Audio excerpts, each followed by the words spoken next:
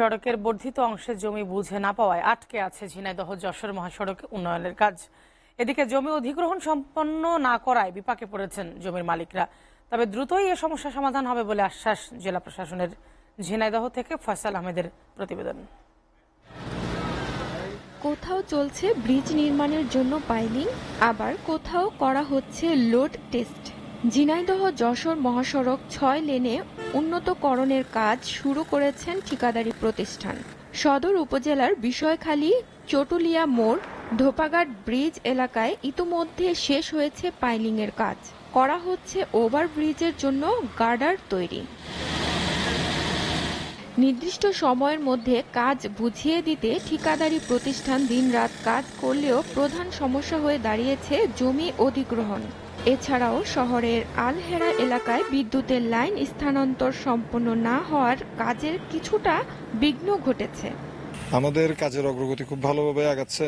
আমাদের পাইলিং গুলো বিশেষ করে হয়তোবা আর মাসখানেক ২ মাসের মধ্যে শেষ হয়ে যাবে, পাইলিং কাজগুলো শেষ হয়ে যাবে। সমস্যা বলতে যদি রুটস এন্ড হাইওয়ে কর্তৃক জমি অধিগ্রহণটা তাড়াতাড়ি হয়ে যায় তাহলে আমাদের কাজের গতিটা আরো ডাবল স্পিডে বাড়বে। এদিকে অধিগ্রহণ প্রক্রিয়া সম্পূর্ণ না হওয়ায় বিপাকে পড়েছেন এর আওতাধীন জমির মালিকরা। অধিগ্রহণ প্রক্রিয়া শেষ হয়ে দ্রুত সড়ক নির্মাণ করা হলে বদলে যাবে এলাকার যোগাযোগ ব্যবস্থা, সেই সাথে উন্নতি হবে অর্থনৈতিক অবস্থার।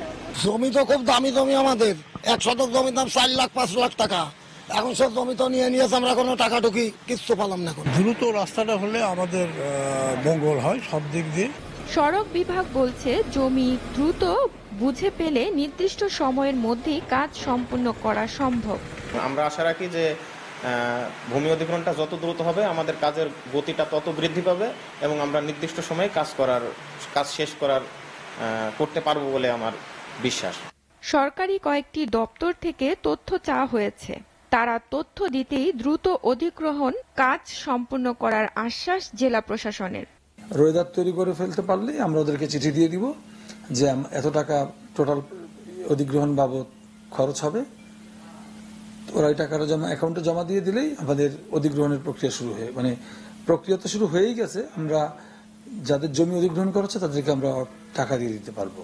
২০২০ সালে ২৪ নভেম্বর একনের সভায় ওয়েস্টার্ন ইকোনমিক করিডোর ফেজের আওতায় ঝিনাইদহ যশোর মহাসড়ক ৬ লেনের উন্নয়ন প্রকল্পটি অনুমোদন দেওয়া হয়।